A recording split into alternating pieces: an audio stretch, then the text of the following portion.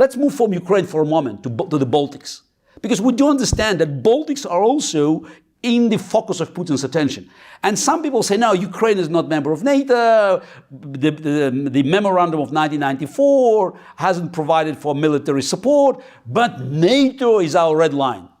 Are you sure?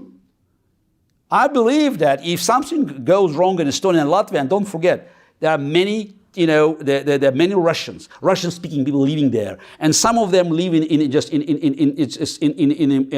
very enclaves, and in Estonia is just next to the border. So will American soldiers go to Estonia to defend NATO nation? Because this not will be a war. As it happened before, this is not will be an easy case when we say the Article 5 of NATO must be, just implemented because it was aggression. No, there will be a hybrid war. There will be some form of a riot among Russian-speaking people in Latvia or Estonia. There will be, humanitarian convoy crossing the border. Putin knows how to handle these wars. His goal is to undermine NATO, to destroy the institutions that guaranteed stability in the world since 1945. That's why the annexation of Crimea is the most dangerous challenge, by far more dangerous than ISIS, because we used to live in a world that had rules. Except Saddam Hussein in 1991, no other nation moved for annexation. Turkey, North Cyprus, no, it's just, even Putin in 2008, after de facto annexing part of Georgian territory, he was not bold enough to move with annexation. It was a creation of quasi-states like South Ossetia or Abkhazia, but now he moved with annexation. Now he sends a signal. Unless you are protected by nuclear weapons, because Ukraine gave up nuclear weapons in 1994 in exchange for territorial integrity.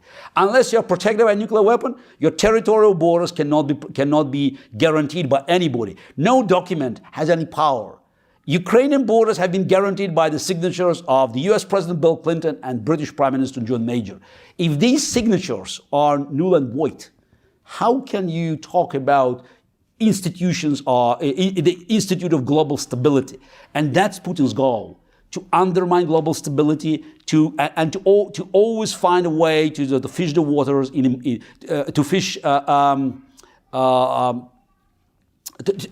to catch a fish in muddy waters. So in my view, again, this is the only strength, just a resolve, a robust response could save us from further troubles. And if Obama is vying to protect Estonia, American soldiers must be deployed on the border. And don't tell me it's going to make Putin angry. Putin, his emotions are very different from a normal politician who is elected or might not be elected in a free world. He reacts on real threats, on real power, on real strengths of character. And he always bluffs. He knows how to bluff.